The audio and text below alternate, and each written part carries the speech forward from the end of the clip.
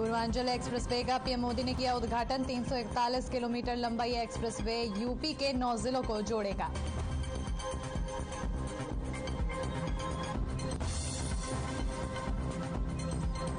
चंडीगढ़ पहुंचे राष्ट्रपति रामनाथ कोविंद। सीएम और राज्यपाल ने किया राष्ट्रपति का स्वागत। कल भिवानी के सुई गांव जाएंगे राष्ट्रपति।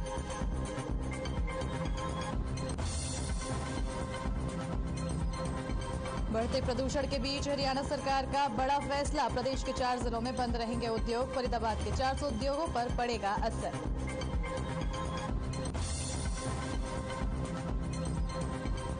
कांग्रेस विधायक दल की बैठक के बाद भूपेंद्र सिंह हुड्डा ने की प्रेस कॉन्फ्रेंस। डीएपी समेत कई मुद्दों को लेकर सरकार को घेरा। कहा, डीएपी के लिए लाइनों में लगे हैं किसान। पानीपत के सिविल अस्पताल के खाने में छिपकली मिलने से हड़कंप। कई मरीजों की हालत बिगड़ी। अस्पताल प्रबंधन ने खाना परोसने वाले एनजीओ पर लगाया बैन। जांच के दिए आदेश।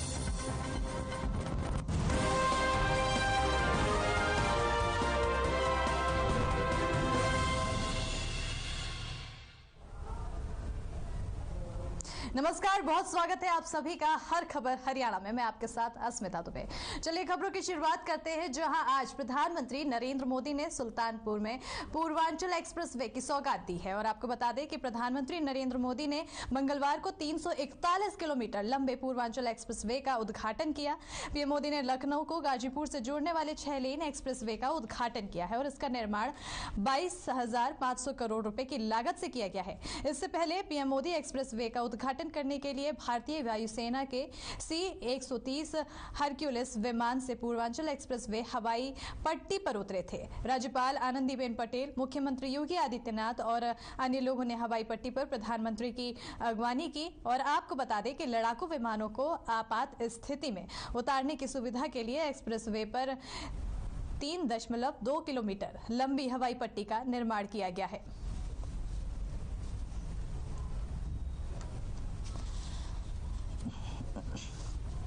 तो प्रधानमंत्री नरेंद्र मोदी ने पूर्वांचल एक्सप्रेसवे का उद्घाटन किया है, जिसके बाद अब नई सौगात मिली है पूर्वांचल एक्सप्रेसवे की। और सुल्तानपुर में ये उद्घाटन किया गया। पीएम मोदी ने इसका उद्घाटन किया, जहां पर आपको बता दें कि ये एक्सप्रेसवे 341 किलोमीटर लंबा है। और खास बात यह है कि ये एक्सप्रेसवे 9 जिलों को जोड़ेगा। आपको बता दें कि उत्तर प्रदेश में विधानसभा चुनाव नजदीक है और 2022 को लेकर अब सभी पार्टियां पूरी जोर शोर से लगी हुई है और अपनी हर जोर आजमाइश को पूरी करने में जुटी हुई है, जनता को लुभाने में जुटी है। और इसी के तहत अब एक नया आपको बता दें कि प्रधानमंत्री नरेंद्र मोदी की तरफ से सौगात दी गई है जनता को, जहां पर मंगलवार को 341 किलोमीटर लंबा पूर्वांचल एक्सप्रेसवे का उद्घाटन किया गया।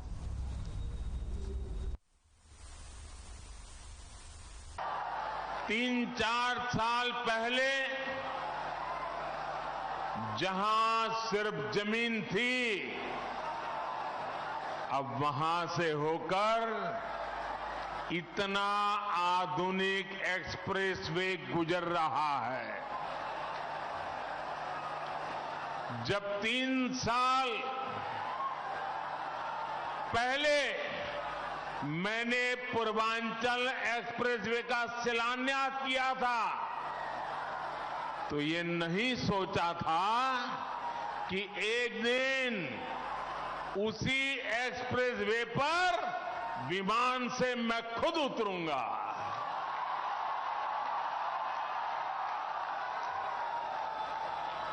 ये एक्सप्रेसवे उत्तर प्रदेश को तेज गति से बेहतर भविष्य की ओर ले जाएगा।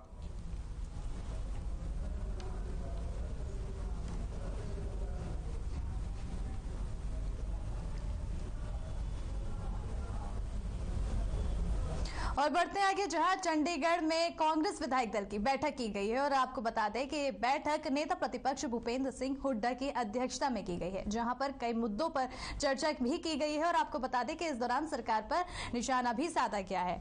बता दें कि चंडीगढ़ में नेता प्रतिपक्ष भूपेंद्र सिंह हुड्डा की अध्यक्षता में कांग्रेस विधायक दल की बैठक की गई। बैठक के बाद हुड्डा ने बताया कि बैठक में कई मुद्दों पर चर्चा हुई है, जिसमें विशेष रूप से ऐलनाबाद उपचुनाव के नतीजे, फसल खरीदने में हो रही देरी और पर्याप्त मात्रा में खाद किसानों को न मिलना शामिल रहा।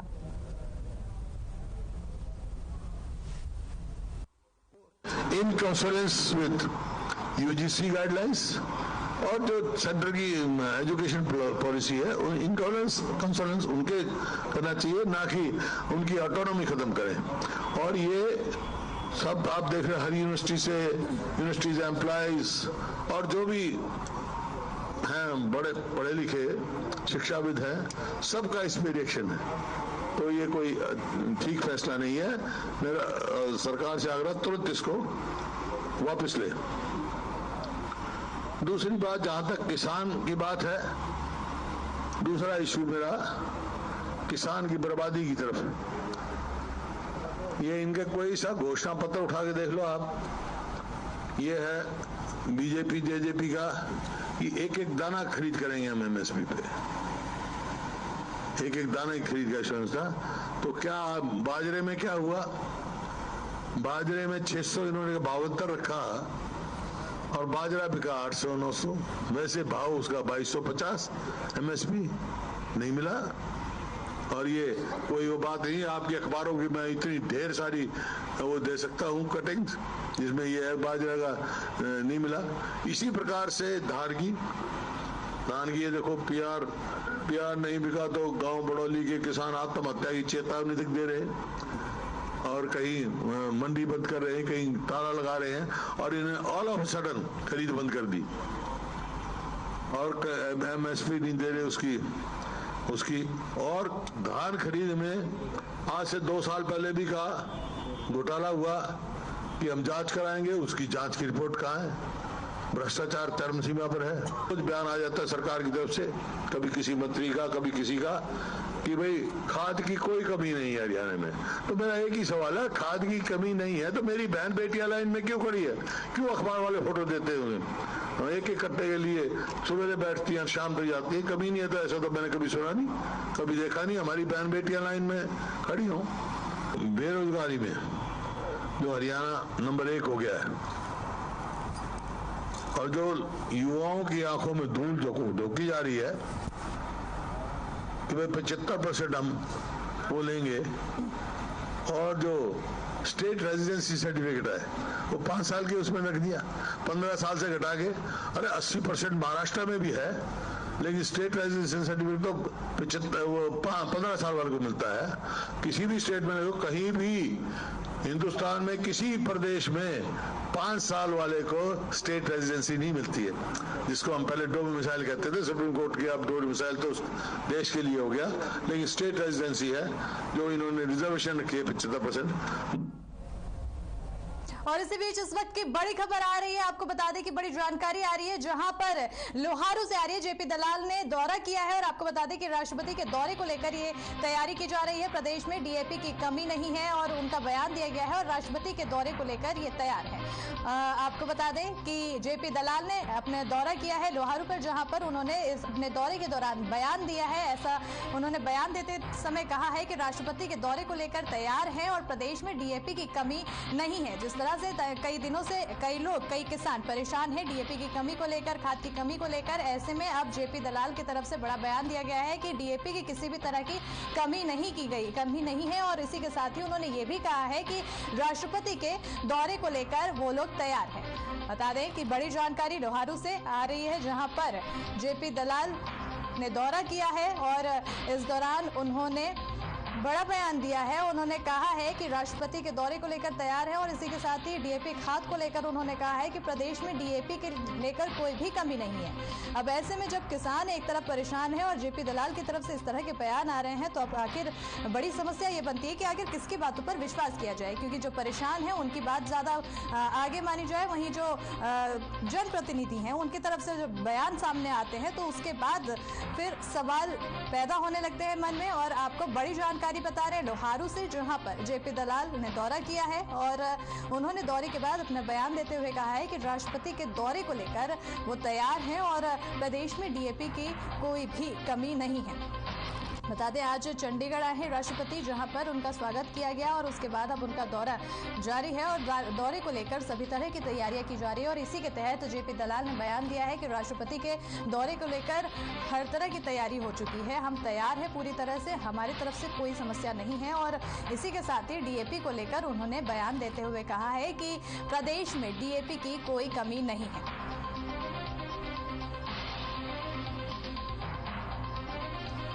बड़ी जानकारी दे रहे हैं आपको, जहां पर जेपी दलाल ने दौरा किया है। लोहारू से खबर है, जहां पर जेपी दलाल ने दौरा किया। दौरे के दौरान उन्होंने बयान दिया है और बयान देते हुए कहा है कि राष्ट्रपति के दौरे को लेकर वो पूरी तरह से तैयार हैं। और इसी के साथ ही उन्होंने कहा है कि प्रदेश में डीएपी की कोई कमी नहीं है।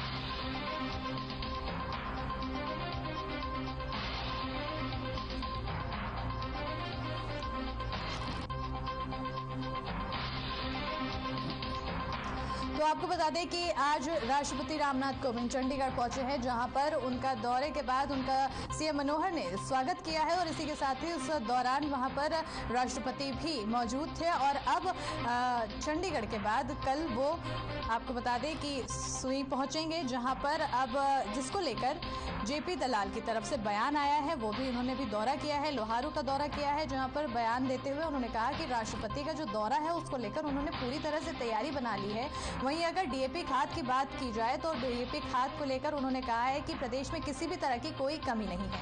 बता दें आपको कि बड़ी जानकारी दे रहे हैं, जेपी दलाल ने लोहारू का दौरा किया है, जहां राष्ट्रपति के दौरे को लेकर तैयार हैं। उन्होंने कहा, इसी के साथ ही उन्होंने कहा कि प्रदेश में डीएपी की कमी नहीं है।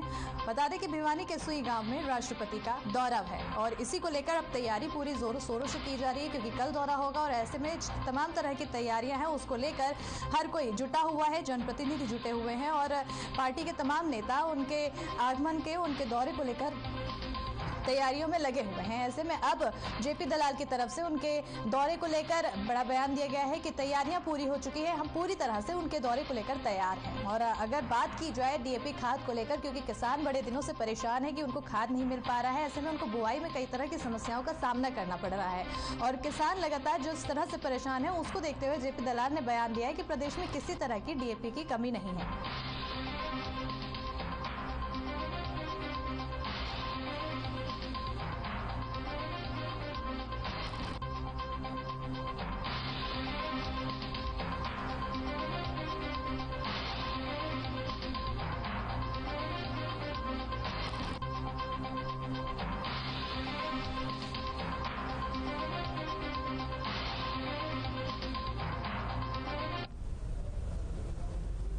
तो हरियाणा में डीएपी खाद को लेकर किल्लत है और लंबे समय से किसान परेशान हैं, उनको काफी तरह की समस्याओं का सामना करना पड़ रहा है। ऐसे में जो सरकार के दावे हैं, वो तमाम तरह के दावे फेल नजर आ रहे हैं। साफ तौर पर नजर आ रहा है कि सरकार के जो दावे हैं वो फेल है, क्योंकि किसान परेशान हैं। और इसी के चलते देखिए हमारी एक खास रिपोर्ट।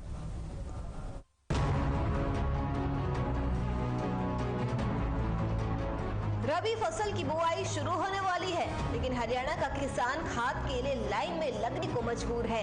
ये तस्वीरें प्रदेश सरकार के दावों को फेल कर रही है।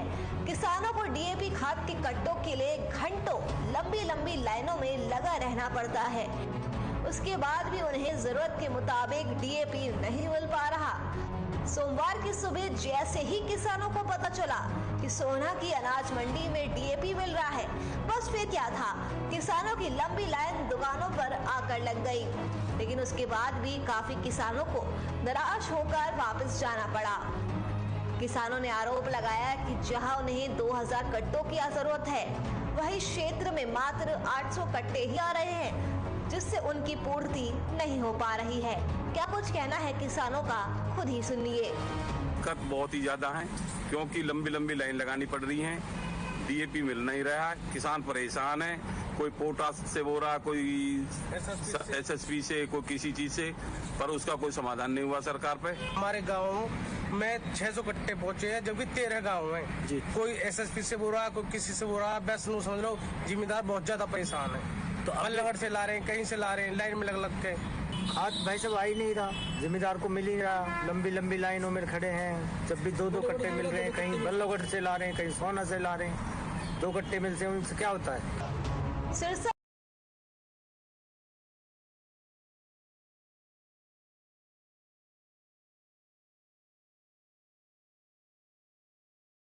कलावाली में हजार की संख्या में किसान आए हुए थे। किसानों को आज डीएपी मिलने की उम्मीद थी, लेकिन कलावाली में डीएपी नहीं दी गई। किसानों की सभी उम्मीदों पर पानी फिर गया। उसको लेकर किसान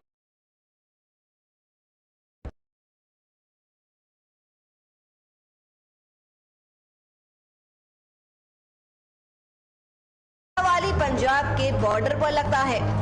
यहाँ के दुकानदार अधिकारियों और कर्मचारियों से मिलीभगत कर पंजाब में डीएपी महंगे भाव पर बेचने का काम कर रहे हैं। किसानों का कहना है कि उनको जानबूझकर परेशान किया जाता है। वही डीएपी खाद के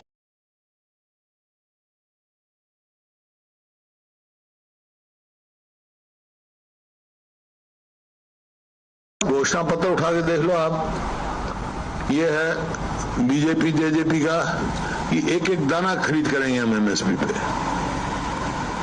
एक एक दाना ही खरीद का। तो क्या बाजरे में क्या हुआ?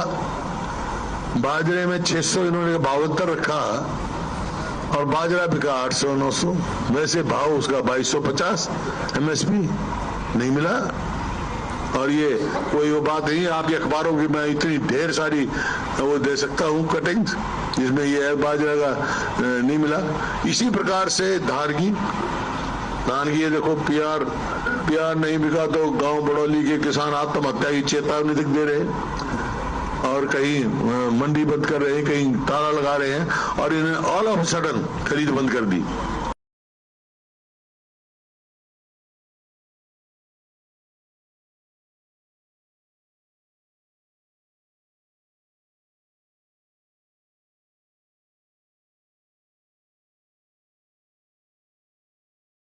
कृषि कानून को लेकर पिछले कई महीनों से किसानों का आंदोलन लगातार चल रहा है, तो वहीं दूसरी तरफ हरियाणा के कई जिलों में खाद के लिए हाहाकार मचा हुआ है। अब देखने वाली बात तो ये होगी कि सरकारी दावों के बावजूद खाद की किल्लत कब तक दूर हो पाएगी, या सूबे का अन्नदाता यूं ही दर दर भटकने के लिए मजबूर रहेगा। स्पेशल डेस्क हर खबर हरियाणा। और जल नहीं तो जीवन नहीं, बिना जल कहां जाएंगे हम। जल जीवन मिशन केंद्र सरकार की एक कारगर योजना है जो ग्रामीण महिलाओं को बेहद रास आ रही है। हर नल में जल सुचारू रूप से पहुंचाने की सरकार की प्राथमिकता है और जिसमें महिलाओं का समय बच सके। क्या है पूरा मामला, देखिए ये खास रिपोर्ट।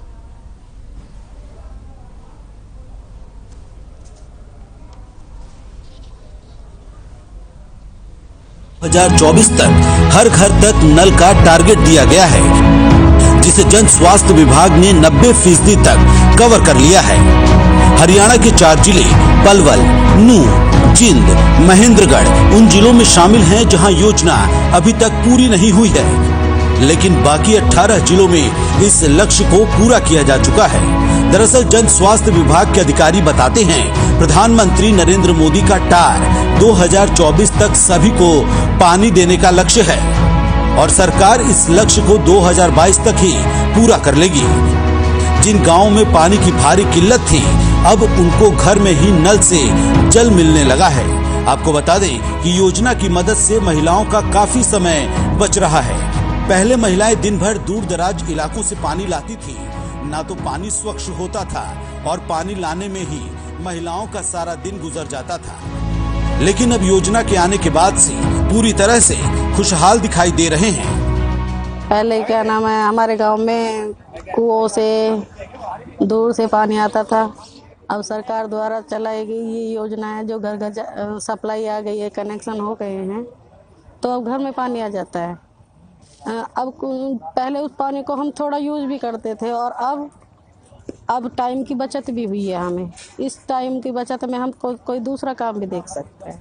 पानी की बहुत परेशानी थी गांव में, लेकिन अब तब से ये योजना आई है, पानी की स्कीम चलाई है सरकार ने, पानी की बहुत सुविधा हो गई है अब लेडीजों को, बच्चियों को। वैसे जरा सी बच्ची भी मतलब पानी के लिए जाती थी, तो अब बहुत फायदा हो गया है गाँव में। गौरतलब है कि जल जीवन मिशन सिर्फ ग्रामीणों को ही नहीं बल्कि सरपंचों को भी खूब रास आ रहा है। सरपंचों का कहना है कि इस अभियान को सफल बनाने के लिए ग्राम जल एवं सीवरेज समिति का गठन किया गया है, जो मिशन के कार्य पर पूरी तरह से निगरानी रखती है। इसके अलावा जन स्वास्थ्य विभाग ने 100 सक्षम युवाओं की एक टीम बनाई हुई है जो घर घर जाकर सर्वे करती है। उसके बाद हर घर को नल से जल देने की योजना से जोड़ा जाता है। ऐसा है, ये गांव में तकरीबन 95% कनेक्शन हो चुके हैं और पानी आ रहा हल नल। थोड़ा रास्ता साइड का ये थोड़ा खराब हो गया, जो बड़खा बड़ कहीं कहीं, उसे प्रधानमंत्री जल मिशन के तहत अच्छा ही काम हो रहा है गाँव में। सर हम घर घर जाके देखते हैं पानी नल में आ रहा है कि नहीं आ रहा, कहीं कोई लीकेज तो नहीं है, कोई कनेक्शन तो रहता नहीं गया बगैर घर के। जल जीवन मिशन तहत योजना के तहत जो कार्य चल रहा है, हर घर को नल से जल देने का कार्य, वो हमारा 1,56,000 का टारगेट था, जिसमें 90,000 को हमने अचीव कर चुके हैं हम। और उसके तहत भी हमारा टारगेट यही है कि हम हर घर से नल को जल दे सकें। इसके लिए पीओटी पे हम लगातार फील्ड में भी कार्य कर रहे हैं और हमारे पास जो भी सक्षम युवा है 100 के लगभग, उनको भी हमने ये हिदायत दी गई, आदेश दिया गया है ताकि आप फील्ड में जाओ और फील्ड में जाने के बाद ये देखो कोई घर ऐसा ना रहे जिस घर को नल से जल ना मिला हो। जल जीवन मिशन योजना के तहत यह जल जीवन मिशन योजना है, ये हमारी केंद्र सरकार की योजना है, जिसके तहत हर घर को ग्रामीण इलाकों में नल के थ्रू पानी प्रोवाइड किया जाएगा। उसके लिए हमारे DI पाइप और GI पाइप के थ्रू कनेक्शन किया जाएगा।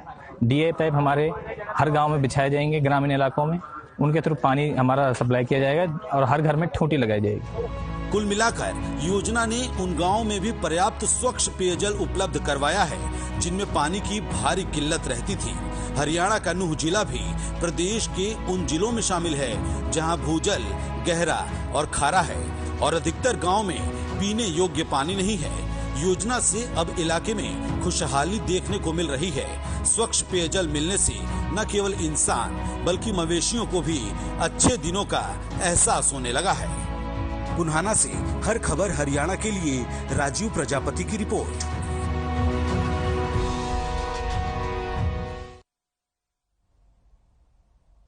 और फतेहाबाद के रतिया से भूना मार्ग पर जान जोखिम में डालकर सफर करते हुए छात्र छात्राओं की तस्वीर हम आपको दिखाएंगे। किस तरह से बस की छत पर बैठकर ये खतरनाक सफर तय कर रहे हैं। इस रोडवेज विभाग की ऐसी लचर व्यवस्था में आखिर छात्राएं कैसे पढ़ेंगे और कैसे आगे बढ़ेंगे। प्रदर्शन कर प्रशासन को चेताया भी गया है इसके बाद, और बावजूद रोडवेज प्रशासन की तरफ से उनके कान में जू भी नहीं रोक रही है। वहीं उनकी इस लापरवाही के कारण कभी भी कोई भी बड़ा हादसा हो सकता है। आखिर इस हादसे का जिम्मेदार कौन होगा, देखिए इस खास रिपोर्ट में। बेटियों को पढ़ाने, उन्हें आगे लाने के लिए प्रोत्साहित करने के उद्देश्य से प्रदेश सरकार ने कई योजनाएं शुरू की हैं, मगर लगता है कि सरकार अति उत्साह में मूलभूत सुविधाएं ही देना भूल गई है। जो हम आपको तस्वीरें दिखा रहे हैं, उन्हें देखकर ऐसा ही लग रहा है। दरअसल एक वीडियो सोशल मीडिया पर तेजी से वायरल हो रहा है, जिसमें देखा जा रहा है कि लड़कियां बस में चढ़ने के लिए कैसे जद्दोजहद कर रही हैं। यहाँ तक कि बस की खिड़की से लटकी हुई हैं और बस की छत पर भी बैठी हैं। ये तस्वीरें फतेहाबाद के रतिया की है, जहाँ कॉलेज और स्कूल पढ़ने जाने वाली छात्राओं को रोज ऐसी जद्दोजहद से गुजरना पड़ता है। अपनी जान पर खेलकर पढ़ने जाना पड़ता है। ऐसा नहीं है कि प्रशासन को इस बात की खबर नहीं है, मगर सब कुछ जानकर प्रशासन भी मौन बैठा है। छात्राएं कई बार प्रदर्शन कर चुकी हैं, शासन और प्रशासन को अपना मांग पत्र भी दे चुकी हैं, मगर हालात अभी तक वैसे के वैसे ही हैं। वही मामले में छात्र नेता रवि कुमार ने बताया कि बसों की समस्या को लेकर वो कई बार अधिकारियों के दरवाजे भी खटखटा चुके हैं, मगर अभी तक कोई हल नहीं निकला। उन्होंने कहा कि प्रशासन शायद किसी बड़े हादसे का इंतजार कर रहा है। मैं रवि हरियाणा छात्र यूनियन से।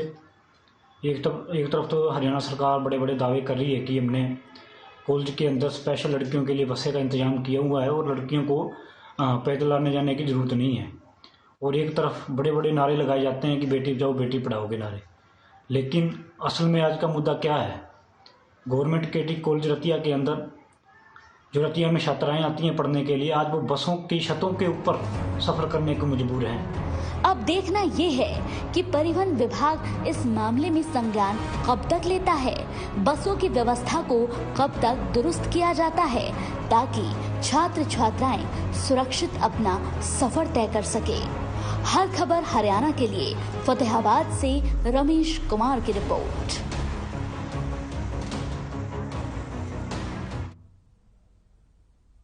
तो इसी के साथ बिग बुलेटिन में आज के लिए फिलहाल इतना ही। देखते रहिए हर खबर हरियाणा। मुझे दीजिए इजाजत, नमस्कार।